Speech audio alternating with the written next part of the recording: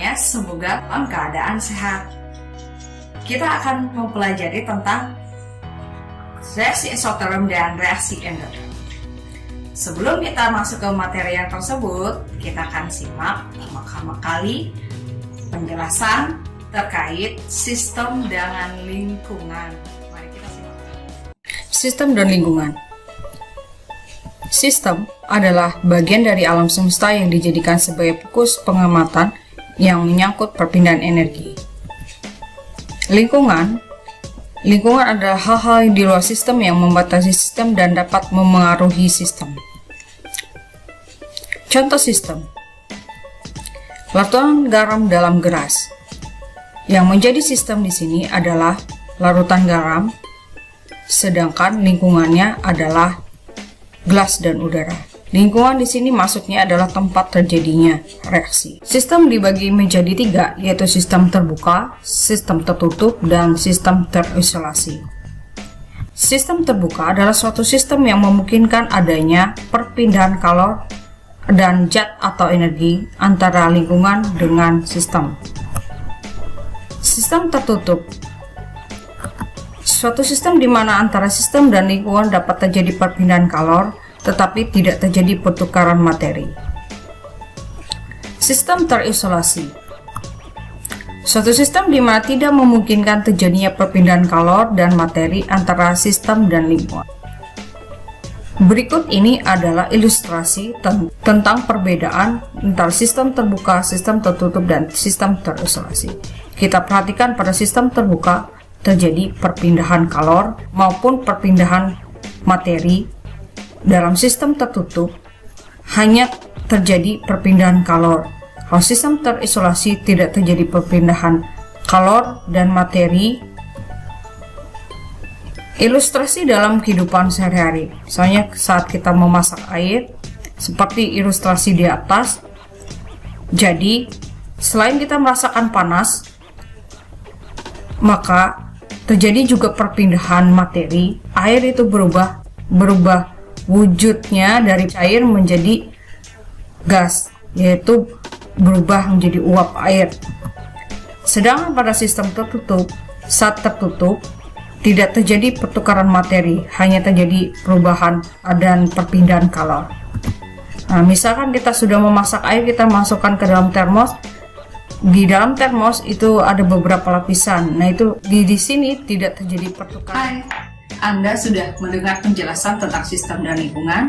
Untuk lebih jelasnya pengertian tentang reaksi eksoterm dan endoterm dan penerapannya dalam kehidupan sehari-hari, kita simak praktikumnya berikut ini. Bahan yang kita gunakan adalah yang pertama termometer ya. Ini masih dalam selubung. Skalanya dari -10 sampai 110. Ini termometer alkohol. Kemudian gelas kimia, spatula tanduk,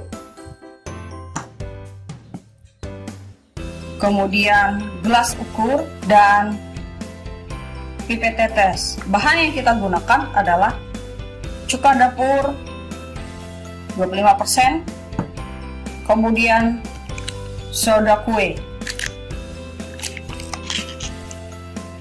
Kita akan mulai percobaannya. Pertama-tama kita ukur dulu volume dari cuka sebanyak 10 ml. Kita gunakan gelas ukur untuk mengukurnya. Jangan lupa gunakan pipet tetes.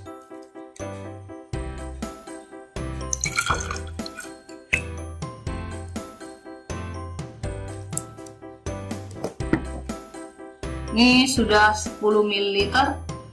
Kita tuangkan ke gelas kimia.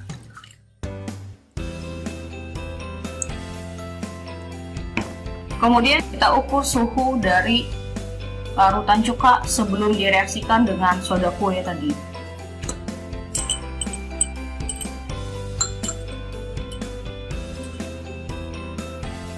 Saat ini suhunya 28 derajat Celcius.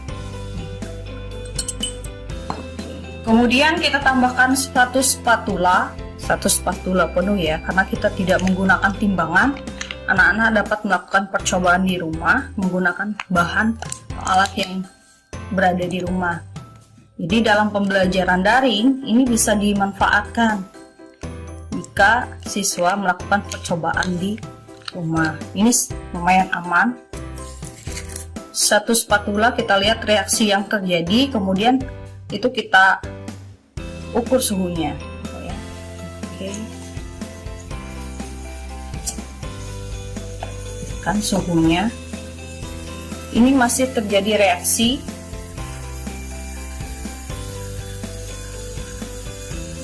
Suhu turun, seperti reaksi terjadi, masih terjadi.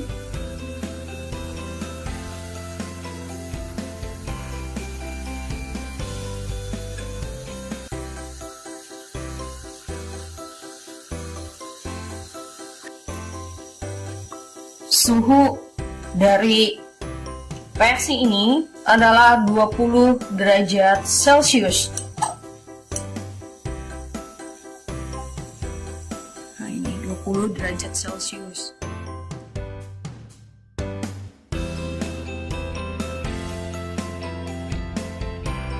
Alat yang kita gunakan adalah gelas ukur,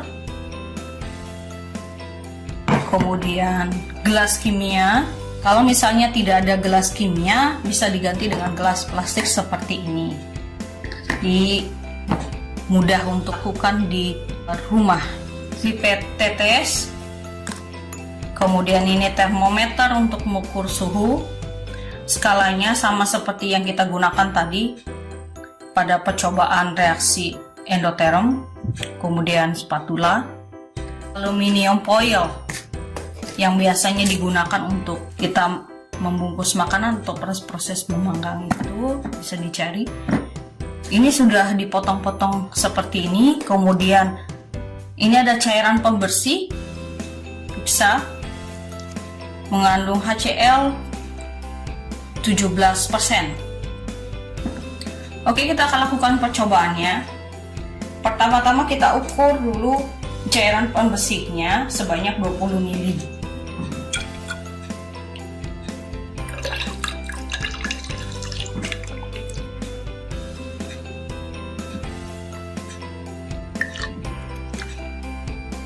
Ini sudah 20 ml, kita tuangkan ke gelas kimia.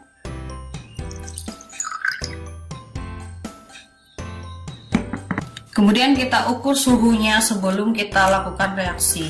Kita ukur menggunakan termometer. Suhunya 28 derajat Celcius, sama seperti yang tadi. Kemudian kita reaksikan, kita masukkan aluminium foil, ini mengandung aluminium ya.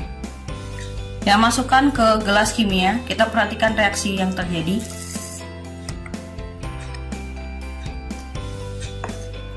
Mulai bereaksi, nanti kita akan ukur suhunya karena reaksi berjalan cukup lambat. Sudah mulai bereaksi, kita ukur suhunya karena sudah mulai terjadinya reaksi. Ada produk di situ, ada gelembung-gelembung gas putih. Suhu mulai naik, sekarang suhunya di 29 derajat Celcius. Reaksi juga masih berlangsung dan ini muncul gelembung gas yang banyak, suhu juga semakin naik. Ini dibuktikan dengan produk yang dihasilkan lebih banyak, yaitu berupa gelembung gas itu. Gelembung gas itu adalah gelembung gas hidrogen. Nah, gelembung gasnya yang dihasilkan semakin banyak, suhunya semakin naik, suhunya mencapai 40 derajat Celcius.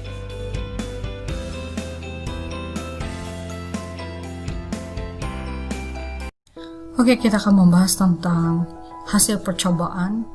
Pada percobaan pertama merupakan reaksi endoterm dengan persamaan reaksi berikut ini. Asam asetat yang terkandung dalam cuka dapur direaksikan dengan soda kue yang mengandung natrium bikarbonat akan menghasilkan natrium asetat dan karbon dioksida serta air. Pada reaksi tersebut, sebelum terjadinya reaksi, suhu dari larutan cuka itu 28 derajat Celcius. Suhu setelah reaksi setelah pencampuran antara soda kue dengan cuka dapur tadi adalah 20 derajat Celcius. Ini menunjukkan terjadi penurunan suhu, yang artinya suhu awal lebih besar dibandingkan suhu akhir, dan ini merupakan ciri-ciri dari reaksi endoterm. Jadi, dapat disimpulkan reaksi endoterm adalah reaksi yang membutuhkan atau menyerap kalor. Berarti terjadi perpindahan kalor dari lingkungan ke sistem. Dalam hal ini, sistem menyerap kalor untuk terjadinya suatu reaksi. Yang dimaksud di sini adalah suatu reaksi kimia.